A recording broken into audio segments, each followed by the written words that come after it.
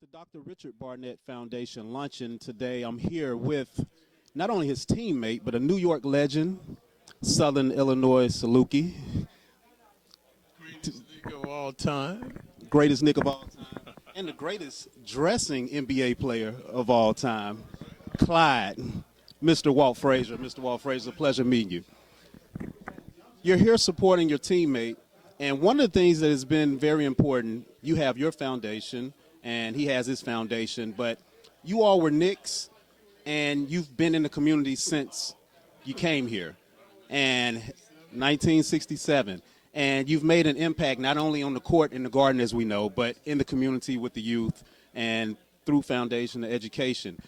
What is the most important thing that you've gained from being here all of these years in reaching the youth and connecting with the community in the ways which you have? That's a good question. I've been so blessed. Dr. Barnett was my idol. He was a sharp dresser. I copied his style. His locker was adjacent to mine.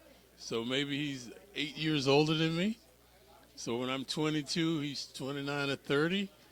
And the man didn't smoke. He didn't drink. I saw how dedicated he was to his body and his professionalism. So that really rubbed off on me. He gave me a lot of confidence. I also had Willis Reed, his tenacity on the court, the way he dealt with the fans. Bill Bradley, his sagacity, his Rhodes Scholar, Dave DeBusschere. All of these guys were my idols because they were older than me. So now that I'm in that position, I know I'm a very positive role model for the youth as well.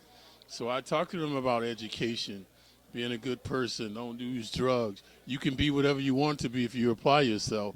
So we never embarrass our fans, with drugs, alcohol, and folly. And, I was just blessed to be in the right place at the right time.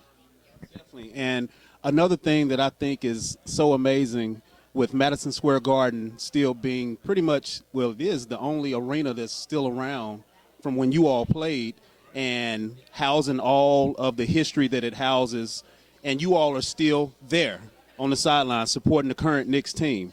Talk about the reception that you all receive when you all are in attendance, and as we know, you broadcast, so you're there all the time, but the reception that you all receive from fans that have never even seen, they weren't alive when you all were playing. Yeah, it's remarkable. It's a New York thing. The Lakers don't have it. They won 17 titles. Nobody's talking about any of those teams. The Celtics have won more, 17 titles. No one but the New York Knicks, the 70s. Everybody's still talking about Frazier, Bradley, DeBusschere, Reed. So we cast a giant shadow over any Knicks team. When they're good, they talk about us. When they're bad, they talk about us. So they can't get rid of us. But it was the personalities on that team that the fans gravitated to us. They really admired us, the way we played the game so unselfishly, hitting the open man, black and white guys coming together, being colorblind. Frazier and DeBusschere and Reed were the most popular players. But they had Bradley and DeBusschere, but everybody liked Frazier and Reed, man. So they never saw color. They just had so much respect for that team, for the way we played the game. And I have to give kudos to our former coach, Red Holzman, who demanded that we play defense. Team ball, you didn't do that, you weren't getting in the game. It's truly an honor. We're glad that you're here today and wish you the best with everything, Mr. Frazier. Thank you.